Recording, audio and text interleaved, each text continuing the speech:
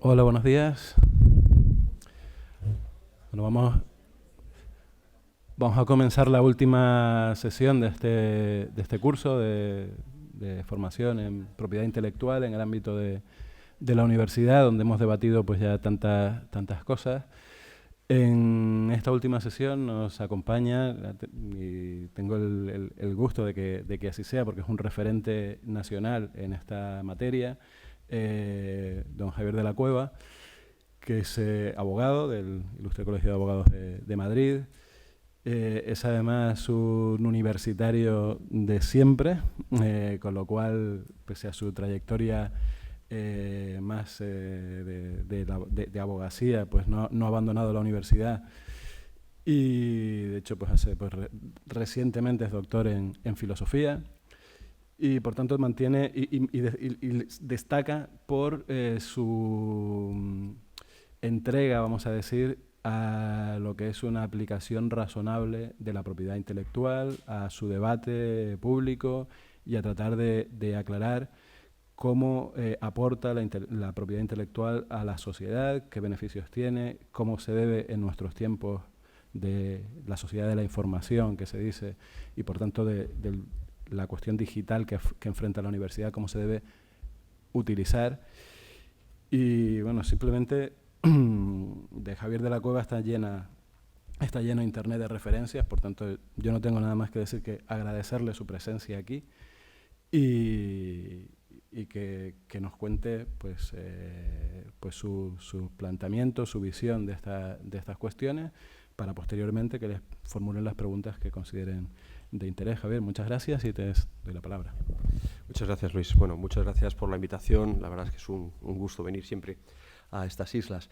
Y yo voy a hacer hoy algo como muy global, porque lo que es muy interesante es ver la perspectiva de la propiedad intelectual desde su contexto. El problema que siempre nos encontramos es que la propiedad intelectual aparentemente es una cuestión muy compleja, pero realmente lo único que le ocurre a la propiedad intelectual es que es una cuestión muy confusa. En el momento en el cual nosotros lo que tenemos ya claro son del orden de unos 10, 15, 20 conceptos, ya la propiedad intelectual la hemos comprendido.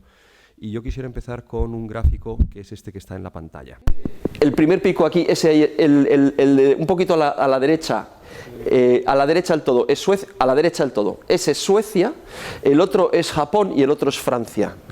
O sea, por lo que nosotros podemos estar viendo aquí, todos los países pagamos en propiedad intelectual.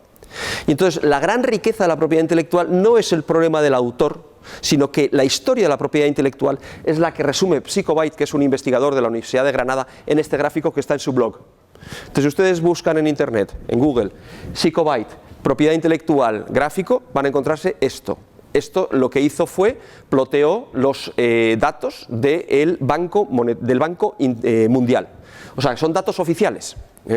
Entonces, hay un artículo de una investigadora que se llama Carla Hess, que es historiadora, es académica, y entonces lo que nos va haciendo es nos va trazando la historia de la propiedad intelectual y nos va contando cómo, según el modelo económico que tenía un país con respecto a la propiedad intelectual, lo que hacía es desarrollaba una serie de legislación u otra. Y esos dos tipos de legislación son: todo lo que hay es mío, o nada de lo que hay en el mundo es de ustedes. Voy a explicarlo. Actualmente la propiedad intelectual, como ya Luis nos habrá tenido oportunidad de contar, consiste en que cuando un autor lo que hace es realiza una obra, esa obra ya por el solo hecho de la creación ya lo que merece es una determinada protección, y esa determinada protección lo que hace es que una persona ya, que es el titular de la obra, que es el que ha hecho la obra, pueda ejercer unos derechos y obligaciones con respecto a la misma. Pero esto no siempre ha sido así, sino que lo que existía tradicionalmente era el requisito del registro. Se tenía que registrar una obra en un registro de la propiedad para que se pudieran desarrollar esa serie de derechos y obligaciones. Pero tampoco tradicionalmente fue así íntegramente lo del registro, sino que lo que se decía era: lo siento, usted no puede registrar esta obra porque usted no es nacional de este país. Y entonces así Estados Unidos, hasta prácticamente cuando ya empiezan a hacerse todos los tratados internacionales, lo que está haciendo es su industria de los contenidos, lo que está haciendo es no pagando a los autores, porque son autores británicos, dado que los autores británicos no pueden inscribir en el registro de la propiedad intelectual norteamericano los derechos de las obras que ellos han realizado. Sin embargo, en el momento que Estados Unidos lo que está viendo es que ya tiene autores que lo que están haciendo es están produciendo mucho más obras que las que a ellos les viene bien piratear desde Gran Bretaña, entonces lo que empiezan a hacer es desarrollar e imponer al mundo una legislación en la cual lo que se protege a los autores nacionales hacia afuera. Cuando yo lo que soy es un país que consumo propiedad intelectual, y digo consumir desde una perspectiva muy crítica, porque la utilización del verbo consumir o la utilización del producto cultural son términos que, como mi maestro y director de tesis, Antonio Alonso, dice, mira, yo es que esta tarde me voy a sentar un ratito y voy a consumir un poquito de Shakespeare. O sea, la cultura no se consume, no podemos decir que se consume, pero bueno, vamos a utilizar estos términos porque están bastante extendidos. Entonces, cuando un país lo que empieza a hacer es genera más propiedad intelectual de la que puede coger, la que puede tomar de otros autores de otros países, entonces lo que le interesa es una legislación que lo que hace es protege a sus propios autores en los países ajenos. Y esto, por tanto, es el producto de ese tipo de legislación. Cuando a Estados Unidos le empieza su industria de los contenidos a dar más dinero del que ellos pueden piratear de fuera, lo que se hace es se cambian las tornas en la legislación y nos empiezan a imponer un determinado tipo de legislación en la cual se protegen a los autores nacionales frente a los de fuera. En España, sin embargo, somos tan tontos que lo que hacemos es importamos propiedad intelectual, sin embargo, seguimos aquellos dictados de aquel tipo de legislación. Pero bueno, esto es un clásico de nuestro país. Pero esto es absolutamente indicativo. La diferencia de escala es absolutamente abismal. Y además tiene otra serie de componentes que son muy interesantes. Cuando nosotros estamos en cuestiones de tipo económico, es evidente que lo que yo hago es desarrollo una agricultura y una ganadería, y en esa agricultura y en esa ganadería lo que estoy haciendo simplemente me estoy teniendo una serie de limitaciones con respecto a lo que es un determinado territorio. Cuando yo lo que estoy haciendo es prestando unos determinados servicios o fabricando unos determinados bienes, lo que yo tengo que hacer es importar unas materias primas y luego exportar una serie de bienes que ya están hechos.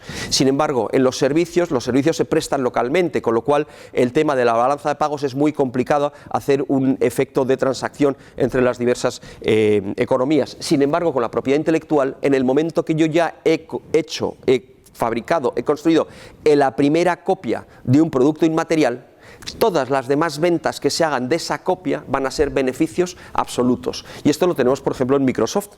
Nosotros, un programa de Microsoft, lo que cuesta es hacer la primera copia. Una vez que está hecha la primera copia, toda venta de una segunda copia son puros beneficios. Por lo tanto, las balanzas de pago con respecto a los productos inmateriales, a los bienes inmateriales, son tremendamente buenas para la economía de un país, porque lo que estoy vendiendo son copias que a mí no me cuesta hacer absolutamente nada y, por tanto, los ingresos son absolutos. Esto es la propiedad intelectual. Y ahora vamos a ir. Esto es la gran estructura de la propiedad intelectual y el porqué de la propiedad intelectual que nosotros tenemos. Y el que quiera ratificar esto, simplemente tiene que hacer una búsqueda en Google sobre Wikileaks, propiedad intelectual España. Y se ve como en aquellos telegramas que mandaban, aquellos cables que mandaban los embajadores norteamericanos a Estados Unidos hablando sobre la problemática de la propiedad intelectual en España, se está viendo cómo recibían dictados para reunirse con los ministros de Cultura y para reunirse con los grupos parlamentarios y así imponer un determinado tipo de legislación. Eso simplemente se puede verificar, por tanto, en ese tipo de documentación. Entonces ahora vamos a hablar ya de propiedad intelectual. Vamos a hablar de lo que es la legislación de propiedad intelectual y de los bienes de propiedad intelectual y del porqué de la propiedad intelectual. Pero lo que tenemos que tener muy claro es que el embajador de Estados Unidos en España fue vicepresidente de la HBO, que es una productora audiovisual. Y como el otro día dijo en una mesa redonda que estuvimos en la Universidad Carlos III, lo dijo una persona de una entidad de gestión, lo que dijo fue lo siguiente: el embajador de Estados Unidos en España tiene dos funciones, una la de tipo político y dos la de la exportación de todos los bienes audiovisuales. La industria Hollywood está detrás de esto, la industria de los contenidos está detrás de esto. No nos olvidemos nunca jamás de esa circunstancia. Por lo tanto, la propiedad intelectual tiene un componente ideológico y un componente económico brutal. Y esto es lo que sirve para, y ahora vamos a tirar de los tres modelos que decían los sofistas. Los sofistas hablaban de que en el mundo podíamos encontrar tres tipos de discusiones. El primero de ellos eran los que decían: no, miren ustedes, es que la naturaleza, estaba el contraste entre entre la physis y lo que era el nomos. La physis era la naturaleza, y lo que decían es: la naturaleza siempre está por encima del nomos. La naturaleza no la podemos regular mediante normas, ya sean costumbres o ya sean leyes. Y había otros que decían: no, vamos a ver, nosotros mediante el nomos, mediante las normas, lo que sí que podemos hacer es regular las cuestiones, cambiar, podemos alterar la naturaleza. Y estas dos perspectivas las encontramos hoy en día en Internet. Hay quienes dicen: no se le puede poner puertas al campo. Entonces, o sea, aquí lo que existe es una physis, una naturaleza que nosotros no podemos alterar mediante normas jurídicas, y hay quienes dicen: ¿cómo que no? O sea, claro que se le pueden poner puertas al campo, tenemos que encarcelar a todos aquellos que descarguen, tenemos que encarcelar a todos los piratas, o tenemos que meterles tales sanciones que de esta manera lo que hagamos es evitemos cualquier tipo de conducta que sea infractora de la propiedad intelectual. Y entonces lo que hacen este tipo de personas o este tipo de gente es decir que se tienen que desarrollar sistemas punitivos más fuertes, ¿no? Esta discusión, por tanto, del physis frente al nomos es una discusión que ya he dicho, es sofista, tiene ya 2500 años, bueno, y la seguimos viendo actualmente aquí, así. Entonces, Estados Unidos y aquel tipo de legislación de la industria de los contenidos es la postura sofista de el nomos, y la postura de las talibanes de Internet que dicen que aquí vale todo y que tiene que ser un lugar que es el Far West y vale absolutamente cualquier tipo de comportamiento, sería el que reproduce la otra postura, que es la de la naturaleza tiene que estar por encima de la norma, y por tanto no se le pueden poner puertas al campo, y la información quiere ser libre. Esos son los dos lemas de esta parte extremista de los que son aquellos que piensan que no se debe regular Internet, o que no se puede, más bien, más exactamente, regular Internet. Y luego hay una tercera postura, había dicho que era también la sofista, decían que había tres posturas: nomos frente a physis, physis frente a nomos, y luego decían, y hay otros que son los que dicen: mire usted, yo lo que voy a dictar es lo que es la ley, y luego cuando yo ya no la pueda dictar, pues ya veremos a ver qué es lo que hacemos. Y esa postura es la que está representada por los medios de comunicación tradicionales aquí, que lo que hacen es defienden una postura de propiedad intelectual que es la que a ellos les interesa, que es la de los contenidos. Bien, estamos en un ámbito universitario y por tanto aquí el pensamiento es un poco diferente. Es diferente en el siguiente sentido: cuando nosotros aquí hablamos de propiedad intelectual, conocemos el valor del investigador y conocemos el valor de las publicaciones científicas, pero si nosotros lo que hacemos es salimos a la calle, cuando la gente piensa en propiedad intelectual, lo que piensan es en la piratería, en las descargas, y solamente piensan en tres objetos de propiedad intelectual: en el bestseller, en la serie de televisión o en la película, bueno, en cuatro: el videojuego y la música. Y es en lo único que piensan, pero la publicación científica no existe, es algo que no se da en un contexto de los medios de comunicación social.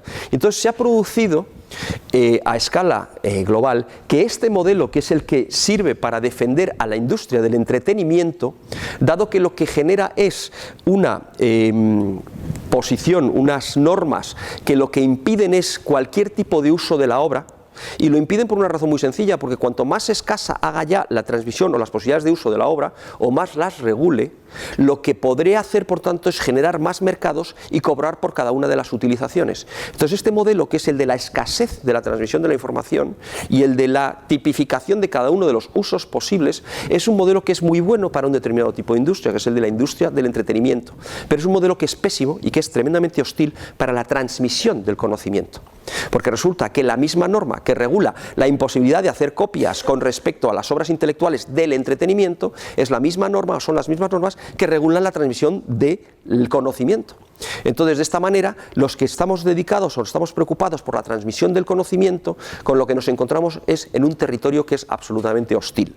Y es absolutamente hostil, y se tienen que desarrollar sistemas imaginativos y sistemas creativos, como pueden ser las licencias Creative Commons, las licencias con la cláusula copyleft, los repositorios online, las declaraciones de Berlín, de Bethesda y de Budapest de los años 2002 y de 2003, los sistemas en los cuales lo que hacemos es el autoarchivo y los sistemas de revistas institucionales, a través de las cuales lo que hacemos es desarrollamos el Open Access conforme ya especificaron de una manera concreta las declaraciones de Bethesda y de Berlín. La declaración de Budapest es una declaración mucho más genérica, lo que hace es una reflexión sobre el problema que tenemos actualmente. Tenemos la tecnología, dice aquella declaración, para poner todo el conocimiento en manos de la humanidad, tenemos absolutamente las maneras de hacer esto, y sin embargo no podemos porque tenemos una legislación de propiedad intelectual que es restrictiva. Entonces, la deriva de la legislación de la propiedad intelectual, debido a este tipo de intereses, lo que ha sido en contra de la transmisión del conocimiento, y lo que ha sido intervenido en favor de determinado tipo de transmisiones, de no transmisiones, de limitación de mercados para generar, para de esa manera verificar y para esa manera potenciar industrias del entretenimiento que entiendo que son muy legítimas, pero que en definitiva nos vuelven otra vez al mismo escenario del circo y el pan. Entonces, resulta que hemos desarrollado una legislación en favor del circo cuando realmente lo que tendríamos que estar pensando es en desarrollar legislaciones en favor del pan. Y es mucho más importante, conforme el modelo económico que tenemos actualmente, que la gente se entretenga con Rambo 6, que resulta que desarrollar y poner online y que se puedan compartir por todos los científicos del mundo, pues por ejemplo, aquellas investigaciones para la curación pues, del cáncer mamario.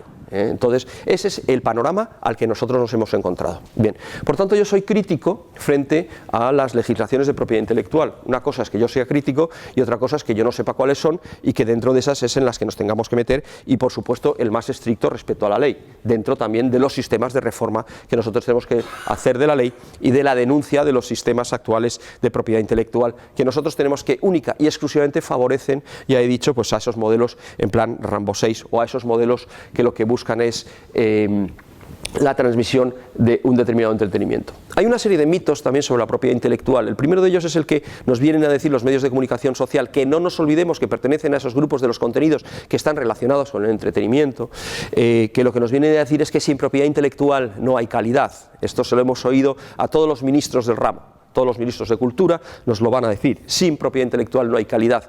Esto es falso totalmente. ¿Y por qué es falso totalmente? Porque existen numerosos sectores donde hay mucha propiedad intelectual, hay mucha obra intelectual y no hay propiedad intelectual. Por ejemplo, las resoluciones judiciales. El artículo 13 de la Ley de Propiedad Intelectual, del texto refundido de la Ley de Propiedad Intelectual, lo que nos está diciendo es que no tienen propiedad intelectual, están fuera de la protección de la propiedad intelectual aquellos sistemas, aquellas resoluciones judiciales o aquellas elaboraciones de leyes. La jurisprudencia puede ser buena o puede ser mala. Entonces, la jurisprudencia que sea buena o no sea mala, que es una obra intelectual, nos está demostrando que exista o no exista propiedad intelectual, una obra puede ser buena per se y una obra puede ser mala per se. Si esto lo combinamos con que en un momento determinado hubo una cadena de televisión que lo que hacía era emitía CNN Noticias y el día siguiente en la misma portadora de TDT, aquel CNN Noticias cambió totalmente y empezaron a poner Gran Hermano 24 horas, también lo que nos demuestra es que bajo un mismo sistema de propiedad intelectual lo que podemos tener son unos buenos noticieros y al mismo tiempo unos malos verduleros. Entonces lo que nos encontramos por tanto con este tipo de elaboraciones sobre que si la propiedad intelectual lo que nos genera es una mayor o menor calidad, eso realmente no es cierto. Y ese mito por tanto también nos lo tenemos que quitar. La propiedad intelectual no tiene nada que ver con la calidad de la obra intelectual que se haga. Hay resoluciones judiciales buenas, hay resoluciones judiciales malas y no tienen propiedad intelectual. Y hay obras buenas, obras que tienen calidad, como pudieran ser aquellas noticias de la CNN, que se echó muy en falta cuando ya desaparecieron, y obras de propiedad intelectual que tienen muy mala sombra, por decirlo de alguna manera bastante respetable.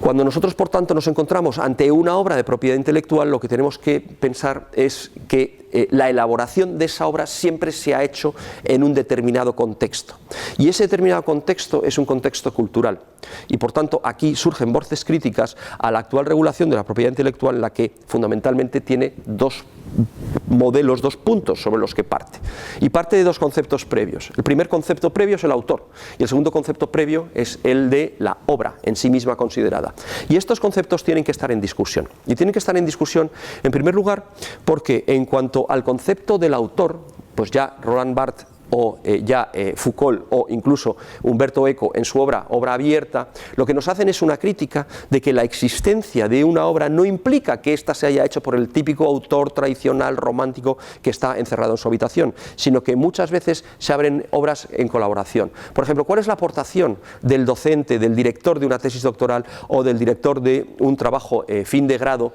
en la obra que luego resulta que es del alumno? Hay muchas veces que la habilidad del director es absolutamente determinante de la existencia de un buen producto hecho por el alumno. Si este alumno no hubiera tenido una buena dirección, lo que nos encontraríamos es con algo que tendría otras características y sería de otra naturaleza. Entonces, la existencia o no de un autor, la existencia del autor en la ley de propiedad intelectual corresponde a un determinado concepto que luego a la hora de la verdad es un concepto que es muchísimo más difuso. Umberto Eco, por ejemplo, en su obra Abierta, lo que nos viene a decir es que lo que existe ya es no solamente una interacción entre las posibilidades de los autores, sino que además el propio espectador es quien está aportando un grado de creatividad a lo que es la propia obra. Y uno de los grandes ejemplos que nosotros nos podemos encontrar es, no sé si ustedes lo conocerán, pero es la obra 433, que es esta obra de John Cage, en la cual la obra consiste en, de repente, además, hubo una anécdota porque un día se lo pongo yo a los alumnos, están vídeos en YouTube de la obra 433, y entonces yo les pregunté, ¿qué prefieren ustedes, para orquesta o la prefieren ustedes para piano?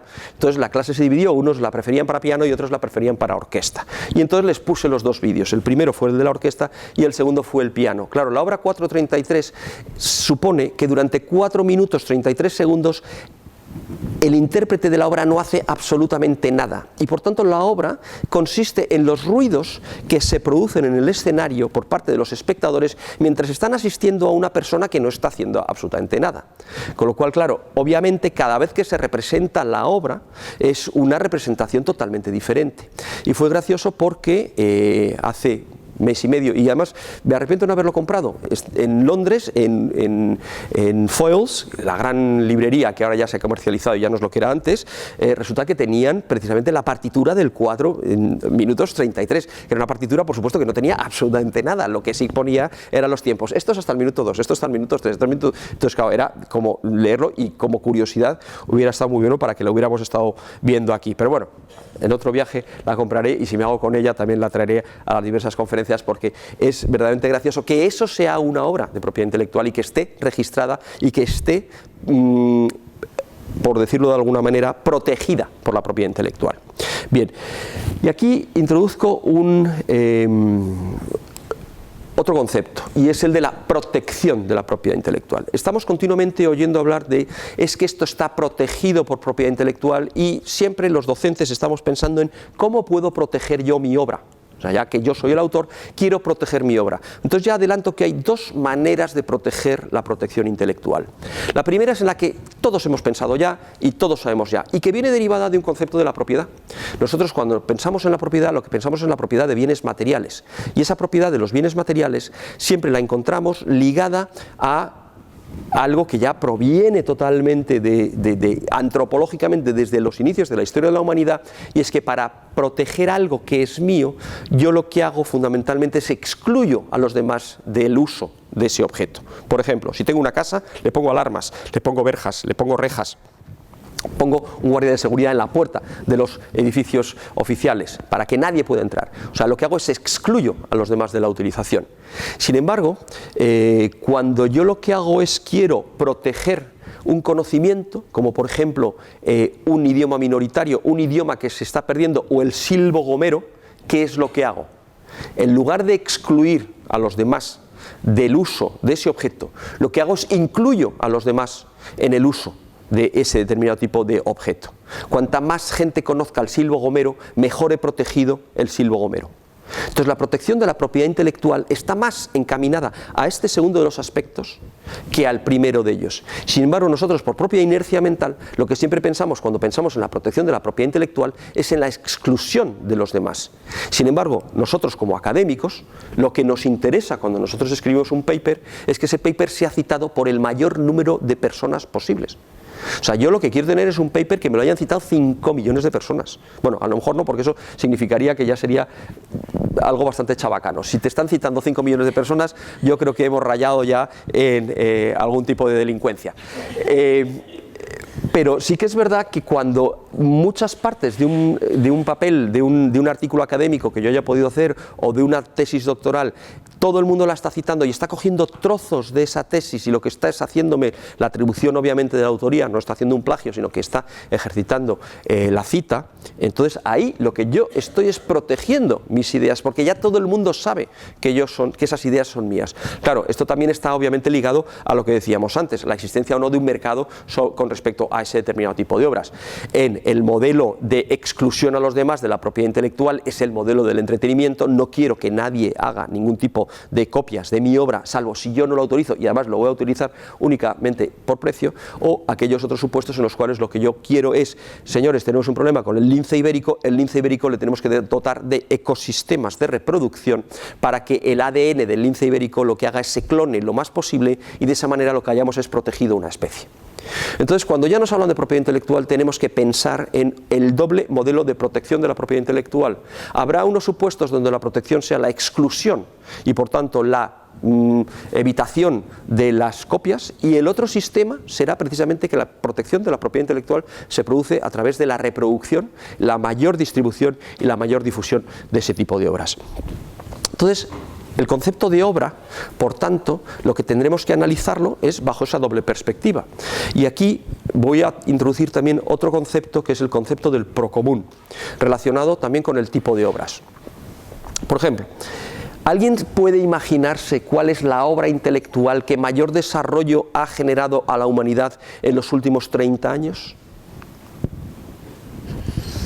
Bueno, pues esa obra se llama Internet. Y esa obra consiste en 7.800 documentos. Son papeles escritos, por lo tanto son obras literarias. En este caso son obras técnicas, pero son obras que ha habido muchos ingenieros y muchas personas que, siendo técnicas, no son ingenieros, que lo que han hecho es lo han regalado a la humanidad. Nosotros lo que vamos a hacer es, vamos a construir este cuerpo documental, y este cuerpo documental se lo vamos a regalar al mundo. ¿Por qué? Porque yo quiero que su ordenador se encuentre con el mío y puedan hablar entre ellos. Y esos papeles se llaman Request for Comments, RFCs. Entonces es una documentación de tipo técnico que además es dinámica, por cuanto que continuamente se están produciendo modificaciones de ellos, y en definitiva lo que están trayendo es el sistema de la ciencia, el sistema que ya es tradicional en la ciencia de refutación de lo que es una determinada afirmación, para ver si esa afirmación la podemos seguir sosteniendo en el tiempo. Entonces, a partir de los años 60 hubo una serie de ingenieros o de técnicos que lo que hicieron fue lo siguiente: vamos a empezar a publicar unos documentos, y estos documentos que nosotros vamos a empezar a publicar tienen una exclusiva finalidad, y es que usted me los comente. Request for comments, quiero que usted me lo comente. Y esto lo tenemos que unir con un momento histórico que fue interesante, que fue en 1665 en la Royal Society en Londres, que era aquel club selecto donde se reunían aquellos diletantes, bueno, no sé si serían tan diletantes, pero se reunían, y entonces lo que decían era: venga, proponme un experimento. Y era cuando la ciencia ya lo que empieza es a dejar la metafísica y empieza a decir: la única manera que nosotros tenemos para averiguar si algo puede funcionar de una determinada manera o no, o el único sistema de razonamiento válido, no puede ser un sistema inductivo, sino que tiene que ser un sistema deductivo. Tenemos que partir de una serie de premisas, y esas serie de premisas las tenemos que comprobar, independientemente de luego toda la discusión que se haya producido en la filosofía de la ciencia sobre si el pensamiento inductivo también nos puede servir como para fomentar determinado tipo de validez de afirmaciones. Pero lo que dicen aquellos señores es lo siguiente: venga, vamos a hacer un experimento, y entonces en este experimento lo que vamos a hacer es lo vamos a hacer en público, y luego durante 15 días otros 2 miembros de esta sociedad se lo van a llevar a su casa y van a intentar reproducir el experimento que nosotros estamos haciendo aquí, y dentro de unos días nos vamos a ver nuevamente para ver si lo que ha venido esta primera persona a afirmar es algo que es comprobable o no. Inciso: el 67% de las pruebas de los papers académicos sobre psicología son irreproducibles, según un reciente estudio. Entonces, seguimos con el mismo sistema de pensamiento actual.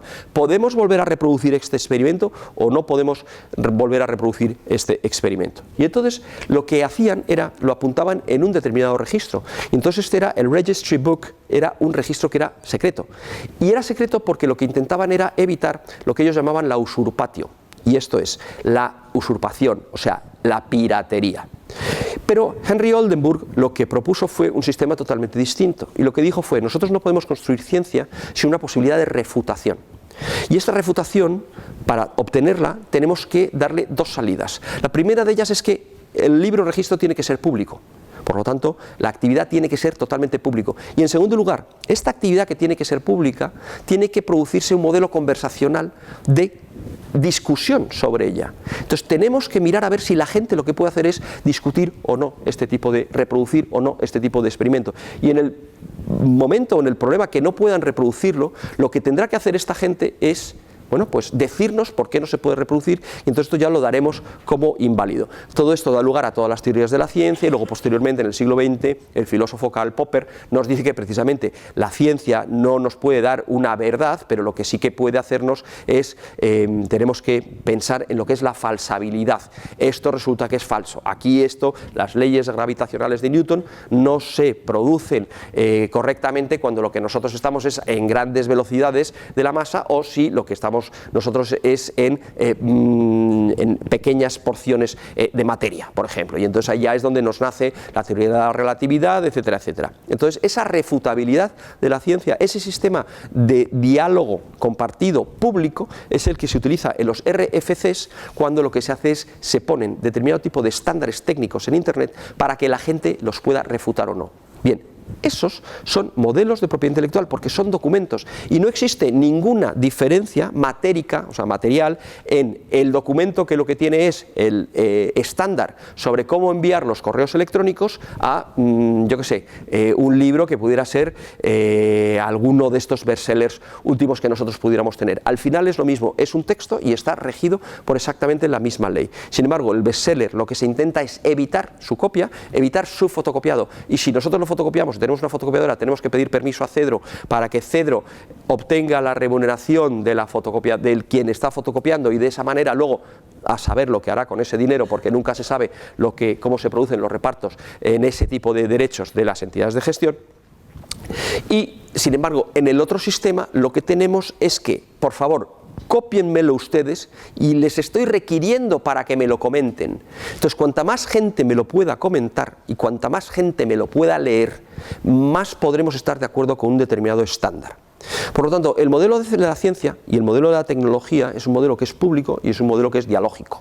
Y entonces, en este sistema de aquí, por tanto, lo que tenemos es que se ha producido una riqueza brutal, porque las obras del entretenimiento, obviamente habrá gente del mundo del arte que nos dirá que no es así, pero yo considero que los avances sociales que se han producido derivados de una obra abierta, como pueda ser lo que es la fundación de Internet y todos los estándares técnicos que nosotros tenemos, esto han producido una revolución social en todos los términos: político, en el término de la privacidad, en el término de los derechos de las personas, etcétera, etcétera, que no ha sido producida por precisamente las películas de Hollywood, que nos han podido entretener muy bien, o por la música tecno que nosotros tenemos ahora, o por determinado otro tipo de conocimientos. La revolución social que ha impuesto y que ha supuesto la existencia de las tecnologías de la información y del conocimiento o de la comunicación son revoluciones que no las hemos encontrado en lo que es el mundo del entretenimiento. Sin embargo, cuando nosotros pensamos en propiedad intelectual, es curioso cómo jamás pensamos que Internet sea la mayor obra de propiedad intelectual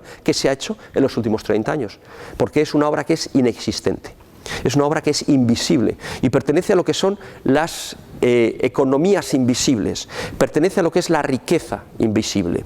Entonces, volvemos a relacionar Producto Interior Bruto y propiedad intelectual. La propiedad intelectual tiene, en el momento que genera unos determinados mercados, se mide dentro del Producto Interior Bruto de un país. Sin embargo, hay numerosísima propiedad intelectual que es invisible y que no existe. ¿Por qué? Porque no genera mercados, lo cual no implica que no genere riqueza. Y por ejemplo, esto lo tenemos en los protocolos de Internet. No están en el PIB, pero también dentro del PIB tenemos numerosísimas otras cuestiones que no están. Por ejemplo, ¿cuál es el valor de la lluvia? La lluvia no está medida tampoco en el Producto Interior Bruto. O sea que el Producto Interior Bruto como métrica, esto ya los economistas lo tienen muy claro, no es la medida perfecta de lo que puedan ser los índices a los cuales tiene que ir un país. Entonces, lo que nosotros nos encontramos es que las publicaciones científicas, las publicaciones académicas, las publicaciones técnicas no tienen, o el open access, como no se está vendiendo y comprando, pues entonces no entran dentro del Producto Interior Bruto. Y entonces empiezan a formar parte de lo que es la riqueza invisible de las naciones. Entonces, es obvio que una sociedad que tenga Internet y que todo el mundo esté conectado a una red, tendrá, por supuesto, unos modelos de riqueza, unas posibilidades de riqueza mayores que una sociedad que sea analfabeta. Y también el conocimiento de los fonemas y el conocimiento de los grafemas no está dentro de lo que es el Producto Interior Bruto. Una sociedad alfabetizada o una sociedad analfabeta tampoco se mide por el Producto Interior Bruto. Y sin embargo, lo que nos encontramos es con esa perspectiva. Esto introduce un problema, por supuesto, para lo que es la defensa de este tipo de bienes, que por tanto la defensa se tiene que hacer con otro tipo de argumentaciones y por tanto no se puede hacer mediante argumentaciones de tipo métrico. Es que resulta que el Producto Interior Bruto, la propiedad intelectual, dicen los ministros de Cultura, corresponde un 4% de nuestro PIB, lo cual es totalmente falso, porque si lo que nosotros lo que hacemos es analizamos las encuestas de cultura que están colgadas en la página web del Ministerio de Cultura, lo que nos encontramos dentro de ese 4% es el papel de celofán que envuelve a los periódicos del domingo, está dentro de ese 4%, el fútbol está dentro de ese 4%, los toros están dentro de ese 4% y todos los productos derivados de la labor de Belén Esteban también están dentro de ese 4%, incluyendo Telecinco y demás. Entonces, claro, cuando nos están diciendo que la riqueza cultural de nuestro país alcanza casi el Producto Interior Bruto, el 4%, es una cifra que a ellos les vale como métrica, nos induce o nos dice cuál es la manera de pensar que ellos tienen, pero la propiedad intelectual es muy importante, no porque tenga ese 4%, que no lo tiene, sino porque tiene algo mucho más importante que precisamente es la cultura de un país. Entonces, la propiedad intelectual, cuando nos dicen que cuando lo que hacemos es defendemos este tipo de modelos de publicación científica en abierto, etcétera, etcétera, dice que somos contrarios a la propiedad intelectual. Y aquí lo que aprovecho es para decir que hay que quitar una confusión que existe mucho, y es que dicen, es que esto es libre de propiedad intelectual. No es libre de propiedad intelectual. El copyleft o los modelos libres no son libres de propiedad intelectual, son de propiedad intelectual libre, que es diferente. Son de propiedad intelectual libre, o sea, no es libre de propiedad intelectual, sino que es de propiedad intelectual libre, de propiedad intelectual en la que doy los derechos, doy la libertad a los demás para hacer con esta propiedad intelectual lo que ellos consideren oportuno. Entonces, no es que no exista propiedad intelectual, al contrario, existe una propiedad intelectual que yo permito que los demás construyan sobre ella, construyan sobre esos hombros de gigantes. Entonces, estábamos con el autor y estábamos con la obra.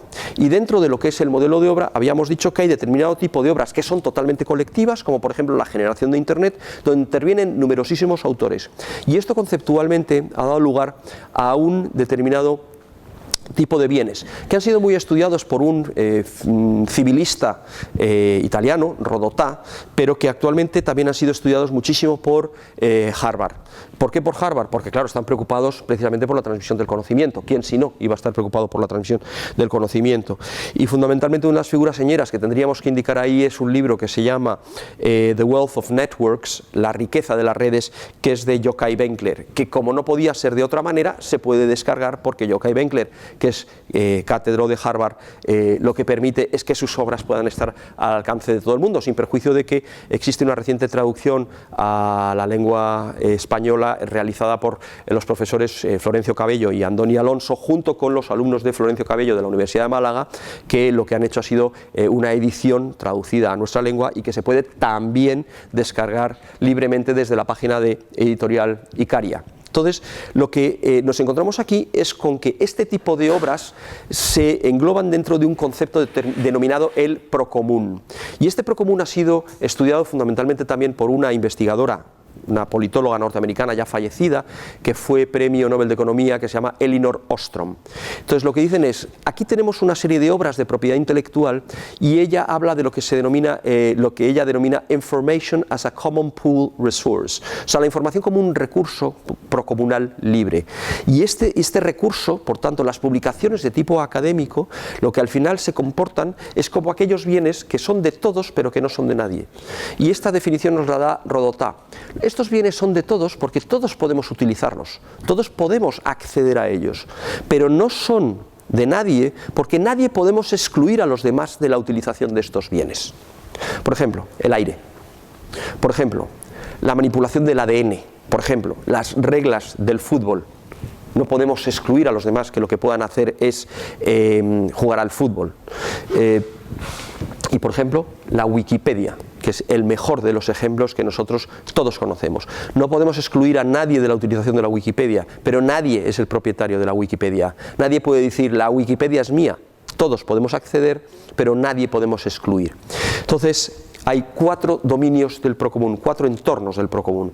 El filósofo español, Premio Nacional de Ensayo, Javier Echeverría, en su momento lo que habló es que la historia de la humanidad se iba acumulando a través de 3 entornos. El primero de los entornos era el entorno de la naturaleza. Luego, posteriormente, surge el entorno social. Una vez que ya estamos en el entorno de la naturaleza, empezamos a hacer agrupaciones.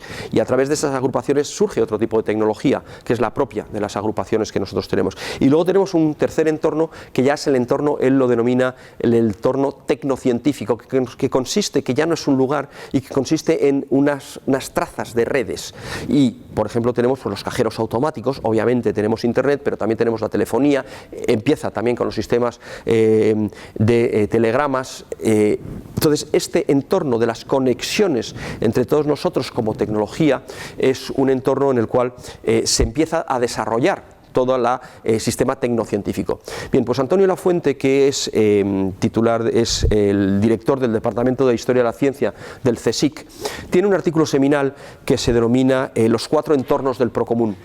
Y lo que hace es coge los 3 entornos de Javier Echeverría y le añade uno más. Y dice, los bienes del procomún nos los encontramos en 4 entornos. Estos bienes que Rodotà decían que era de todos y que no es de nadie. El primero de ellos es el entorno del cuerpo. Y aquí lo que nosotros nos encontramos es con un bien determinado que es, por ejemplo, el ADN. El ADN, hay una reciente sentencia hace 1 año o 2 años del Tribunal Supremo norteamericano en el cual lo que dice es que no es patentable. ¿Por qué? Porque es un producto de la naturaleza y por tanto no es algo que nosotros inventemos, sino que es algo que nosotros descubrimos. Eso fundamentalmente es una de las razones por las cuales deniega la patentabilidad del ADN. En segundo lugar, tendríamos el entorno, y aquí ya coge los 3 entornos de Javier Echeverría, el segundo entorno sería el entorno de la naturaleza. Y dentro de ese entorno de la naturaleza, lo que nosotros tendríamos es, por ejemplo, pues el aire exterior, tendríamos los ríos, tendríamos los mares, tendríamos las aguas transatlánticas, tendríamos cuestiones muy vinculadas a lo que es la ecología. Luego, en tercer lugar, tendríamos el entorno de la sociedad, el entorno urbano, perdón. Y el entorno urbano se produce cuando efectivamente empezamos a hacer asentamientos. Y ahí es donde se producen determinado tipo de reglas, ya sean relaciones entre las personas, y se empiezan a producir determinado tipo de conocimientos. Y en ellos, uno de los ejemplos típicos es el baile del vals. Otro ejemplo, por ejemplo, pues ya lo he citado antes, las reglas del fútbol. Entonces ahí, independientemente de que en un principio determinado lo que se producen es sistemas comunes que nosotros de infraestructuras que nosotros tenemos en las urbes para convivir, las paredes medianeras, las alcantarillas, determinado tipo de sistemas de riegos, etcétera, etcétera, independientemente de esas también se empiezan a producir determinado tipo de reglas que son las que se utilizan por todos, que son de todos y que no se puede excluir a nadie de ellas. Y luego tenemos un cuarto entorno, y en este cuarto entorno es el entorno que él denomina el entorno digital. Y aquí tendríamos una serie de capas. Obviamente la primera capa es la de la infraestructura. Y esta capa de la infraestructura, con lo que nos encontramos es con pues los satélites, las antenas, los cables, todos los sistemas de wifi, las ondas. Luego el segundo sistema que tendríamos, la segunda capa que tendríamos es la capa lógica. O sea, cuál es el software que nosotros utilizamos para conectar, para emitir, para transmitir todo el conocimiento de unos sitios a otros. Y luego tendríamos una tercera capa, que sería la capa ya de los contenidos.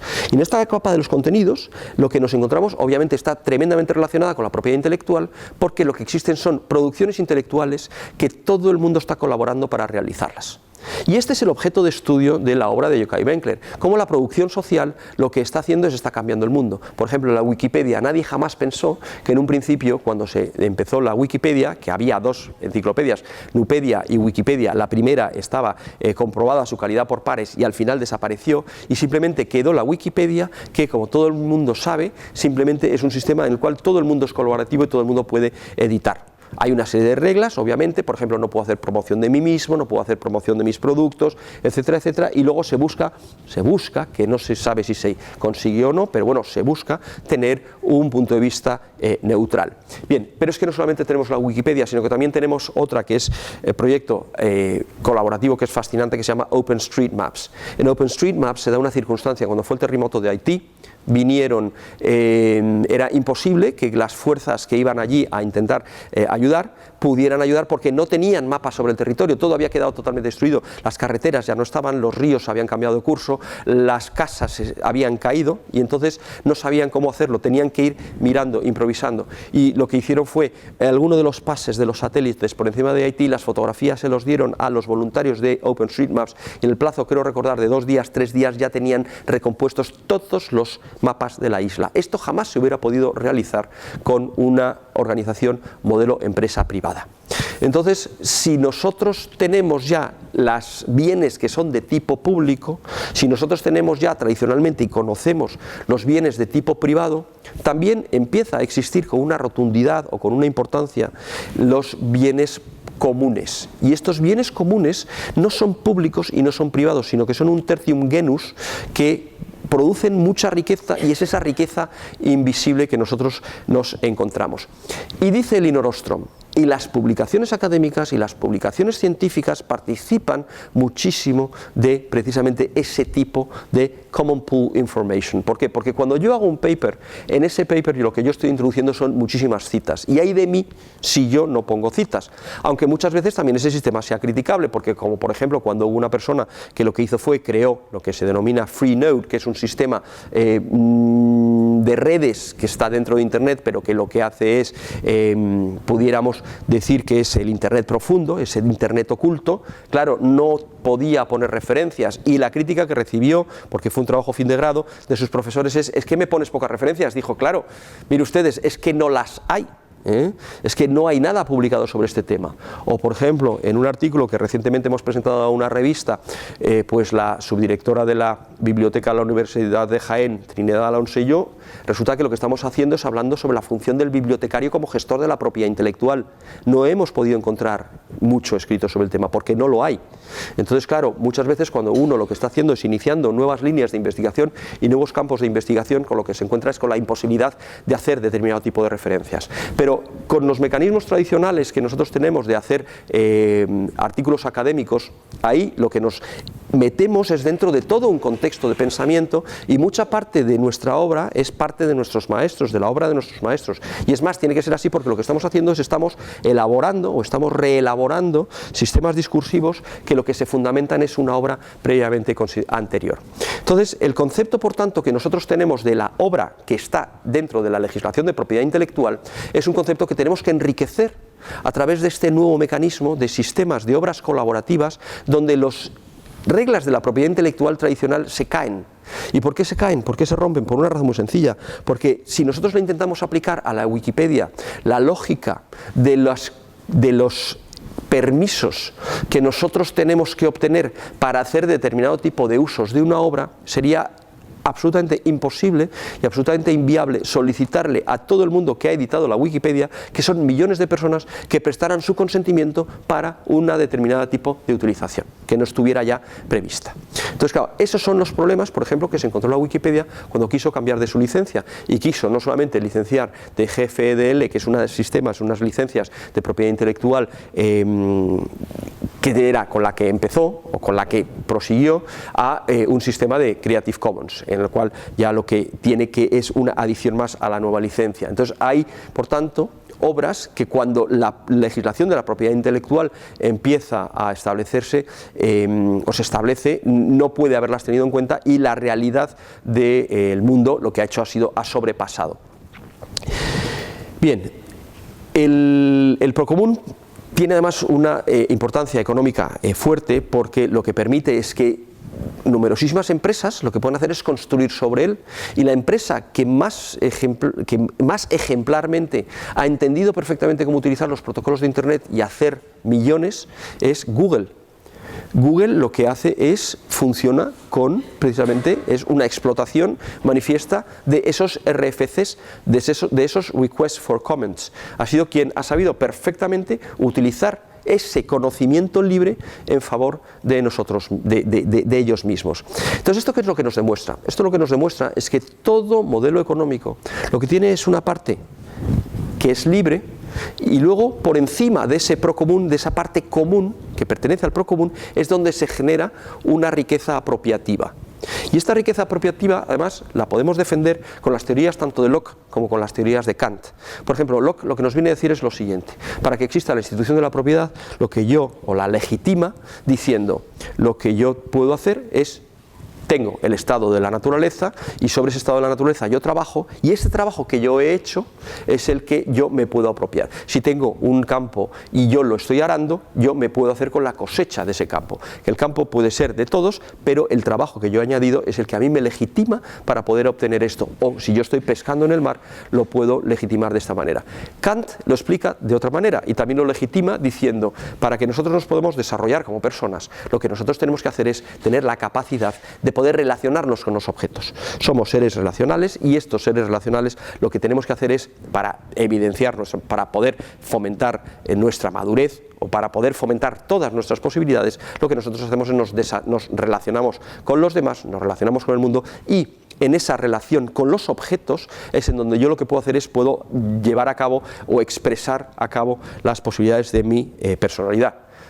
Incidentalmente, una de las grandes tragedias de la sociedad en la que vivimos es que hay adolescentes que viven en sus casas hasta los 30 años, y digo adolescentes, efectivamente, hasta los 30 años en casa de sus padres, con lo cual, claro, tú te empiezas a madurar cuando empiezas a pagar tus facturas y te tienes que buscar la vida para empezar a pagar tus facturas. Eso es algo que es absolutamente impepinable. Entonces, claro, si lo que nosotros no hacemos es desarrollamos personas que lo que puedan tener es una relación con los objetos en el sentido de derechos y obligaciones, y remarco en obligaciones, lo que tendremos son sociedades absolutamente infantilizadas.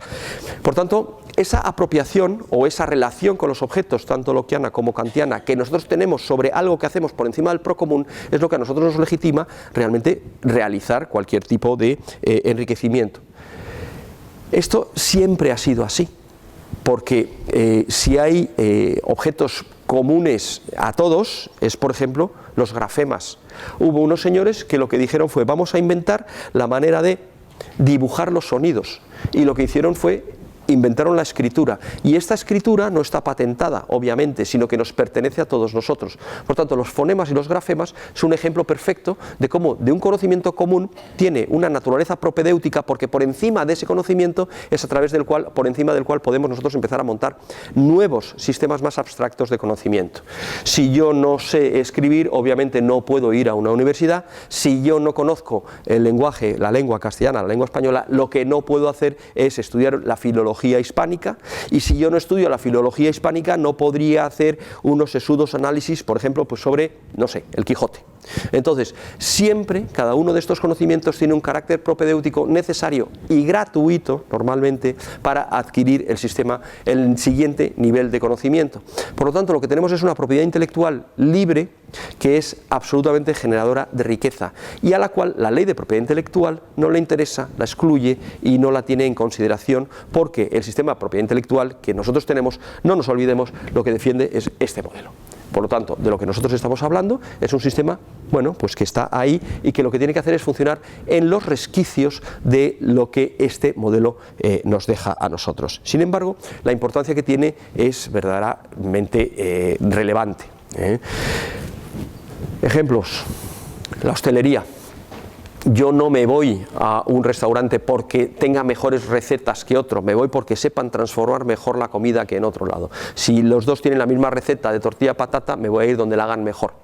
Si hay uno donde me la deja cruda, o esos manías de meter el pincho tortilla en el microondas, por ejemplo, pues entonces ya lo que me está haciendo es, me está cambiando lo que es la naturaleza de un determinado objeto, aunque la receta sea exactamente igual. Y cuando yo me voy a un abogado, me voy porque me va a defender mejor, porque ambos tienen el mismo conocimiento libre, porque no nos olvidemos que las resoluciones judiciales y las leyes son absolutamente libres, y tampoco nos olvidemos de la cantidad de riqueza que se puede obtener mediante un determinado objeto libre, como es el conocimiento jurídico. El derecho es el paradigma de la cultura libre. El derecho no es apropiable por nadie. El derecho, es más, es obligatorio que esté por escrito, y es más, es obligatorio que si nosotros hacemos una demanda o hacemos un escrito judicial, que no cambiemos la ley, sino que la copiemos perfectamente. Y hay de nosotros cuando en un párrafo de una jurisprudencia quitamos el párrafo que no nos conviene, porque entonces ya, como Luis bien nos puede decir, nos van a dar en toda la cresta, o el contrario, o el propio juez que se dé cuenta que el párrafo que no nos interesa lo hemos quitado. O sea que nosotros tenemos que copiar perfectamente, tenemos que copiar muy bien, so pena, por supuesto, también de demandas de negligencia profesional por parte de nuestros clientes. O sea que Cuando nosotros estamos hablando, por tanto, de propiedad intelectual, creo que es importante y creo que es necesario reflexionar sobre que el concepto de autor y el concepto de obra ya es algo que es totalmente diferente.